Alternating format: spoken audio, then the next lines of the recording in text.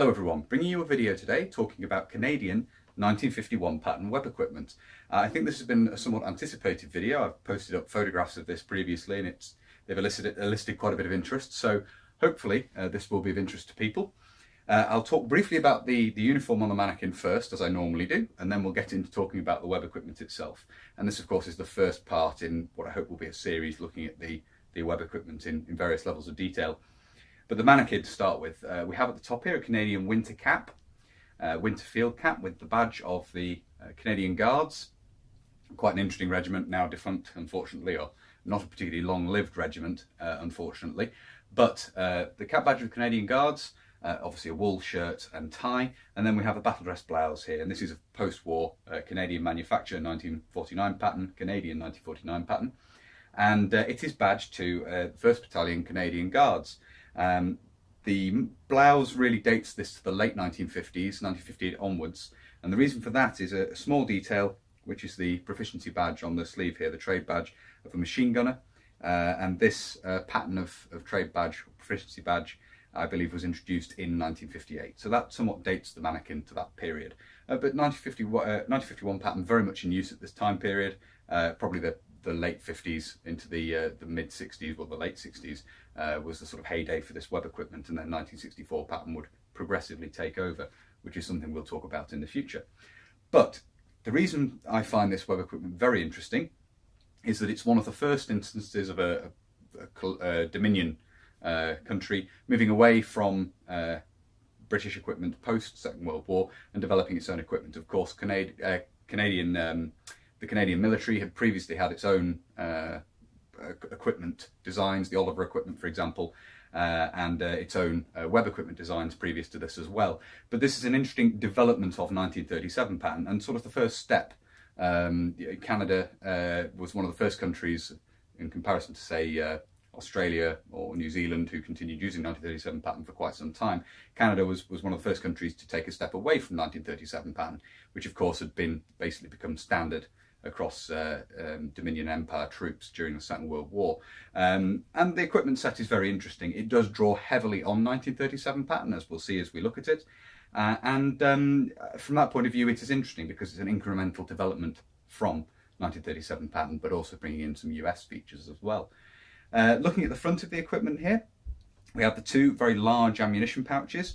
These are essential, well, one of the reasons they're so large, or one of the reasons they're particularly voluminous, is Canada wasn't entirely sure when the web equipment was being designed what the future was going to hold for their small arms. So these pouches are really designed to carry anything that could conceivably be used, and they quite comfortably carry Brem gun magazines. Of course, the Brem was still very much in use when this equipment was introduced, or at least being conceived.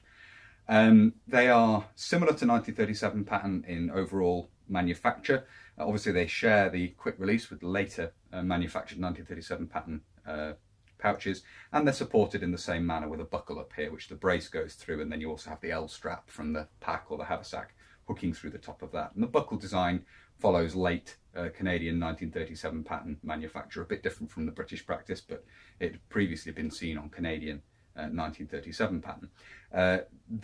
It differs in the way it attaches to the belt. It doesn't use C-hooks. In fact, they're not part of really any of this equipment set. It uses belt loops and a hook system, which we'll look at in the next part of this, where we look at all the components in a little bit more detail. The belt is also very similar to 1937 pattern, but it introduces some American features. It has back buckles like the 1937 pattern, and the belt folds back on itself to adjust with sliders in the same way 1937 pattern does, but the way it's secured is actually using a centre set of eyelets and a hook on the loose end of the belt, which hooks in behind, basically following American practice. The design had been used with American pistol belts for quite some time. And obviously you also have the upper and lower eyelets similar to American pistol belts, and this allows M1910 hanger hooks to be used. Now this obviously would allow American equipment to be attached to this equipment set, but it also allows for the attachment of various items of the equipment which are designed with hanger hooks. Various items of the 1951 pattern have hanger hooks, as we'll see as we look around the equipment. Another item we can see at the front here are the front of the L straps for the haversack, which is worn on the back. And these basically follow late Canadian 1937 pattern manufacture. Again, a bit different from British and other manufacturers of 1937 pattern in that the 2-inch strap comes all the way down to the hook and then the hook at the top here is wider, so it doesn't neck down to a 1-inch strap. But this is something that had already been seen in Canadian manufactured 1937 patterns, so they're basically the same, but with blackened fittings and in green. We'll move the mannequin round now, and we'll have a look at the left hip. Okay, on the left hip here, we have nestled between this and the ammunition pouch, this being a Meston pouch, of course, something we'll talk about in just a moment, is the bayonet. Now, ordinarily this would be the bayonet for the C1, obviously Canadian-made version of the FAL, essentially. This is in fact a British SLR bayonet, L1A1, but it's very, very similar, and it serves an illustrative purpose here. This is, because of the date of the mannequin, I have this set up obviously for troops armed with the C1. Late 1950s, it was well in service by that point. And so you have a slightly wider design of frog than that which was initially introduced. Obviously designed to take the bayonet for the self-loading rifle, basically the Canadian FAL. What we have here is the original Bayonet Frog, which of course is designed to take the spike bayonet for the number 4. And again, we'll look at these in more detail when we get to part 2 of the series. Next to the bayonet, we have the Meston Pouch. Now, footage and photographs of Canadian troops in both the Second World War and Korea show that, although not universal and not particularly common, it's more common amongst Canadian troops to see a secondary water bottle carrier being used to carry a mess tin. And this would, it really depends on time and place for a lot of other troops, particularly British troops. In the Far East it was done in very late war in Germany, you see it being done a bit as well. But Canadian troops seem to have done it more across the board. It seems to be more common amongst them. I don't want to say it was common, you don't see everyone doing it, but it's more common. And so a response to this with the 1951 pattern is the introduction of a specific pouch to carry mess tins on the belt or on the brace ends. It has buckles on each side, so it can be carried on the brace ends like a water bottle carrier, but it also has M1910 hanger hooks on the back, so it can be suspended from the belt as we have here. As you can see, quick release tab on here, and this has a pair of Canadian mess tins in it. Quite a neat design. It does of course mean that if you remove the haversack, you can still carry mess tins, potentially with some rations in them. So you can carry very much sort of the load for a short patrol in that manner. And as I say, it seems to be a response to Canadian troops using the water bottle carrier of the 1937 pattern to relatively commonly carry mess tins. So a neat little piece of the design there. And as I say, the pouch essentially in manufacture is British in form, but obviously we have the American influence because we have the M1910 style hanger hooks on the back, and it is currently suspended from those. I have seen photographs of both this and the Canteen carrier with both the M1910 hooks and the brace ends attached, which would hold it very stably on the side of the boat, hold it very, it wouldn't rock around very much. Quite a belt and braces approach, but you do see them also carried on the brace ends or with the M1910 hanger hooks. So all three methods you do see in period photographs. Quite a faff really to attach it with the hooks and the brace ends, but I have seen it done. So that's the left hip of the mannequin there with the Meston pouch. Okay, here we have the back of the mannequin, and you can see here the entrenching tool, which is another very obviously heavily American influenced part of the equipment, and it's essentially a copy of American practice, both the cover and the entrenching tool itself. The entrenching tool basically follows the M1951 pattern, that is the two-part folding entrenching tool with both a pick head and the shovel head, and the cover is essentially a copy of late war American design. Obviously you have here the Canadian lifter dot fastener, which is actually covered, but it is a lifter dot fastener, as you can see there. The entrenching tool itself is a US made example, but it is the same as Canadian manufactured examples. The Canadians essentially just copied the US design. And as I say, the cover is, if we look at the back of it here, a late copy basically of a late war US entrenching tool cover with the eyelets to allow the hooks to be moved up and down.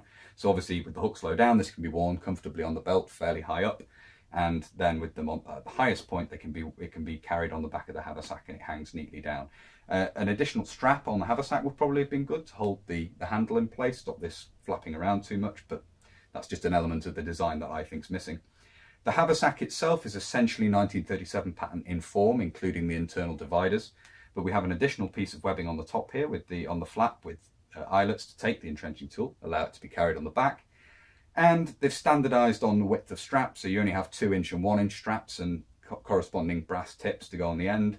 And they've basically put 1-inch straps on this, and obviously the buckles are therefore standardized as well. With the 1937 pattern haversack, the straps are slightly narrower, they've standardised here so the pack and the haversack both have the same buckles and straps, which from a manufacturing point of view just economises things a little bit. You're not having to manufacture as many fittings.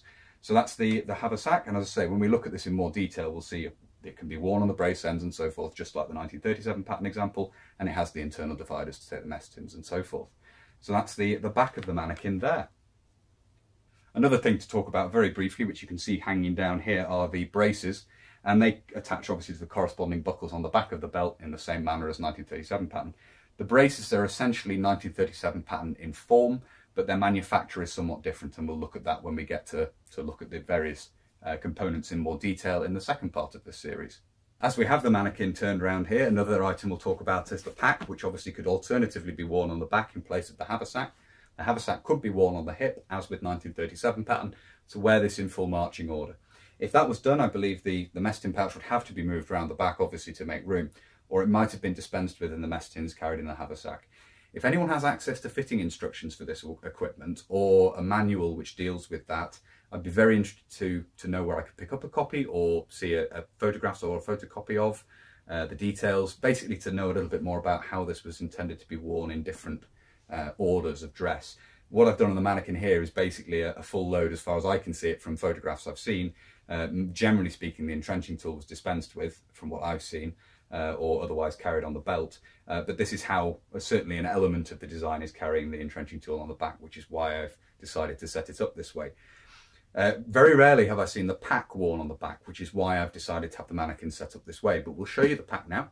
It's essentially a 1908 pattern pack with some slight modifications. Post-war, the 1908 pack will be recoded to 1937 pattern, but technically it is part of the 1908 equipment, and obviously was just carried over for use with the 1937 pattern. So this is essentially, as I say, a modified 1908 pack. The basic design goes right the way back to the First World War. The only real additions to the overall design of the pack is the webbing, the piece of webbing on the top there to take the eyelet there with eyelets in to take the hooks on the back of the entrenching tool. So again, the entrenching tool could be carried on the back of this. There's also a section on the side here. Now I'm assuming that it's similar to American practice. This is to carry a machete or perhaps a bayonet scabbard or sheath with M1910 hanger hooks down the side of the pack. A good place to carry it, obviously. Worn round on the back, you can easily reach over, or with the same hand and draw upwards. With the left hand rather, you can draw upwards or reach across with the right hand. So it's quite a good place to carry a long bladed weapon or tool on the side there. As I say, otherwise the pack basically follows 1908 pattern. You have the supporting straps crossing over the top. The flap closes with 1-inch straps. There are weather flaps underneath the flap, and again we'll have a look at this in more detail when we in the next part of this, when we have everything laid out on the ground. Underneath we can see the supporting straps come round and run through webbing loops on the bottom there, and it's worn on the back using L straps in the same manner as the pack had been with 1937 pattern. So this is really not much of a deviation from the preceding patterns in any way at all, but that's the pack that was designed for use with this system.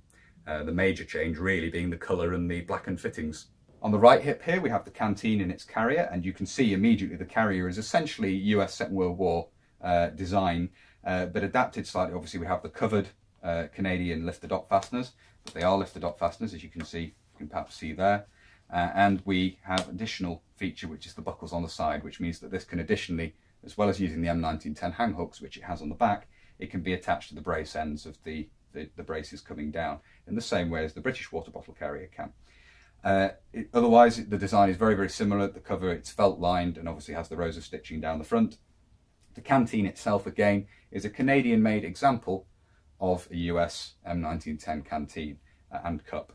I think the cup is actually US made, but the canteen itself is Canadian, and the Canadians would use a mix of US and Canadian manufactured canteens. So yeah, a mixed match there of bits and pieces produced domestically and in the US.